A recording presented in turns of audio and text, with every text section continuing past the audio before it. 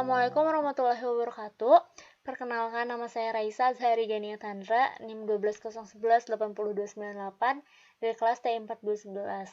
Jadi di sini saya membuat video untuk membahas jawaban-jawaban dari soal UAS Statistika Industri. Dan di sini saya akan membahas jawaban dari soal nomor 2. Apakah mobil yang lebih berat benar-benar menggunakan lebih banyak mesin? Misalkan sebuah mobil dipilih secara acak, jika X adalah bobot mobil dalam ratusan pon dan Y adalah konsumsi bensin dalam mil per galon, informasi berikut ini didasarkan pada data yang diambil dari laporan konsumen secara acak. Jadi di sini ini merupakan tabel tentang bobot mobil dan konsumsi bensin, di mana X merupakan bobot mobil dan Y merupakan konsumsi bensinnya. Lalu di sini ada pertanyaannya. Yang pertama, yang A, buatlah sebuah scatter plot antara variabel X dan Y. Yang B, hitunglah korelasi sampel antara variabel X dan Y. Yang C, hitunglah estimasi untuk intercept A dan slope B menggunakan metode least square. Yang D, apakah hipotesis 0 yang menyatakan tidak ada pengaruh X terhadap Y akan ditolak pada taraf nyata 5%. Dan yang E, tentukan proporsi variasi pada variabel Y yang dapat dijelaskan oleh garis regresi yang dibangun. Jadi, hal pertama yang saya lakukan adalah menuliskan semua data yang saya ketahui. Jadi, di sini udah ada tabel X dan Y, di mana tabel X, Y ini saya dapatkan dari soal yang mana X merupakan bobot mobil dan Y merupakan konsumsi bensin.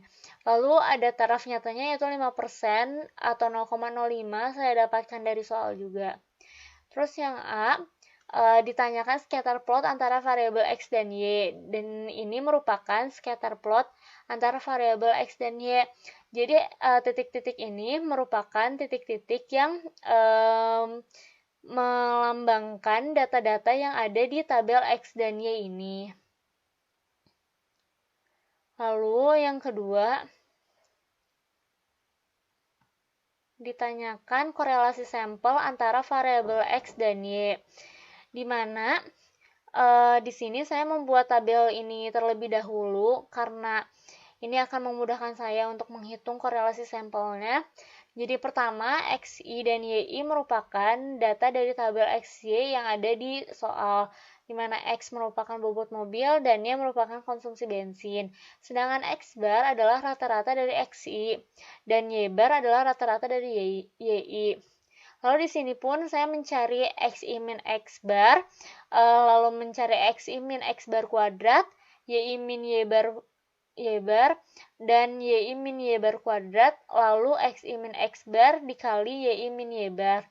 Lalu dari data-data ini dibutuhkan untuk mencari korelasi sampel antara variabel X dan Y, dan data-data yang dibutuhkan adalah total dari XI min X bar kuadrat, lalu YI min Y bar kuadrat, dan XI min X bar dikali YI min Y bar.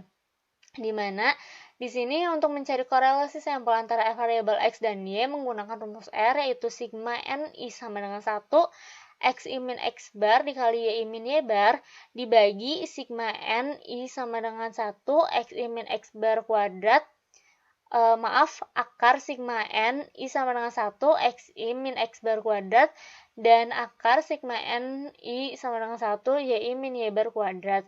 Dan di sini kita tinggal lihat XI min X bar dikali YI min Y bar, totalnya itu minus 427,625. Maka kita tuliskan. Lalu dibagi akar dari total XI min X bar kuadrat, yaitu 711,875 dikali total dari YI min Y bar kuadrat, yaitu 286,875. Dan hasilnya adalah minus 0,946. Jadi kesimpulannya dapat dilihat dari nilai R yang telah didapatkan, yaitu minus 0,946, maka dapat disimpulkan bahwa nilai koefisien korelasi mendekati minus 1, yaitu negatif 0,946. Maka hal ini menjadikan indikasi bahwa terdapat korelasi negatif yang sangat kuat antara variabel X dan Y. Lalu yang C, ditanya estimasi untuk intercept A dan slope B menggunakan metode least square. Jadi di sini kita akan menggunakan rumus menggunakan metode least square, di mana kita mencari B-nya terlebih dahulu, baru kita bisa mencari A-nya. Di sini rumus B untuk mencari slope adalah sigma xi min x bar dikali yi min y bar dibagi sigma xi min x bar kuadrat. Dimana kita juga bisa mengambil data ini dari tabel yang di atas, dari total xi min x bar dikali yi min y bar ini, yaitu minus 427,625, dan total dari xi min x bar kuadrat yaitu 711,875. Maka bisa dihitung dan hasilnya adalah minus 0,6007. Lalu untuk mencari intercept A-nya, kita bisa menggunakan rumus y bar dikurangi bx bar, sama dengan y barnya itu bisa didapat dari tabel di atas juga, yaitu 20,875, dan x barnya itu 37,375. Maka di sini tinggal dimasukkan saja y barnya itu 20,875 dikurangi B-nya minus 0,6007 dikali 37,375 sama dengan 43,326. Lalu yang D-nya yaitu uji korelasi dengan level signifikan 5% atau 0,05. Jadi untuk melakukan uji korelasi, hal pertama yang harus dilakukan adalah menentukan hipotesis. Di sini sudah ada hipotesis 0 dan 1. Hipotesis 0 yaitu tidak adanya korelasi antara variabel X dan Y, di mana P sama dengan 0, lalu H1 adanya korelasi antara variabel X dan Y, di mana P tidak sama dengan 0. Maka kita dapat menentukan statistik uji dan daerah kritisnya, di mana statistik uji yang kita gunakan adalah statistik uji T. Dan untuk daerah kritisnya, kita menggunakan alfa sama dengan 5% atau 0,05, dan V yang didapatkan dari banyak sampel dikurangi 2. Maka banyak sampel adalah 8, dikurangi 2 maka 6. Jadi daerah kritisnya kita dapat dari taraf signifikansinya 0,05 dan derajat bebasnya yaitu 6.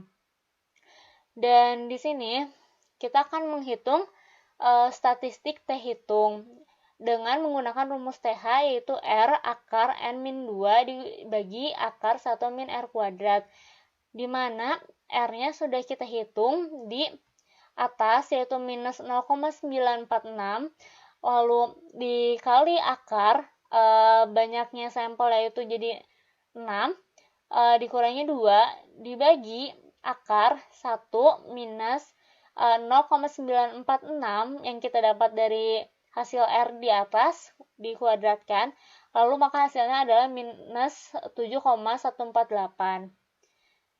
Jadi di sini ada ilustrasinya, di mana dengan taraf signifikansinya 0,5, karena ini itu tail, jadi dibagi 2 maka 0,025, dan V-nya yaitu 6, maka bisa didapatkan daerah kritisnya yaitu 2,447.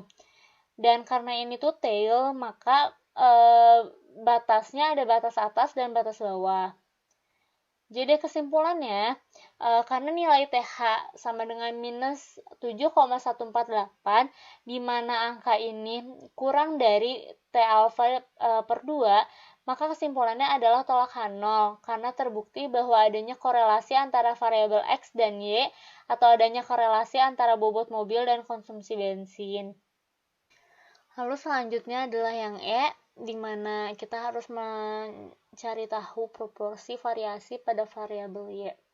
Dan di sini saya membuat tabel ini untuk memudahkan proses menghitungnya, Dan di sini ada XI, YI, Y rataan, Y estimasi, SST, SSR, dan SSE.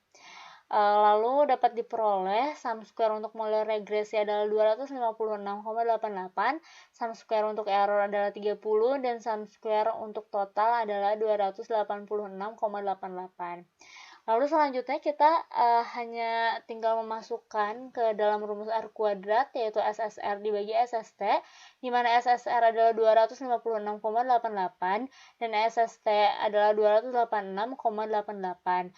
Maka hasilnya adalah 0,895 atau sama dengan 89,5%. Maka kesimpulannya, perubahan nilai variabel Y yang terjadi pada sistem nyata adalah 89,5% dan dapat dijelaskan oleh perubahan X. Lalu sisanya yaitu sebesar 10,5% dijelaskan oleh variabel lain yang tidak dimasukkan dan tidak diketahui. Maka hal ini tidak perlu untuk diteliti lebih lanjut lagi. Jadi sekian pembahasan jawaban soal nomor 2. Mohon maaf bila terdapat salah kata. Wassalamualaikum warahmatullahi wabarakatuh. Terima kasih.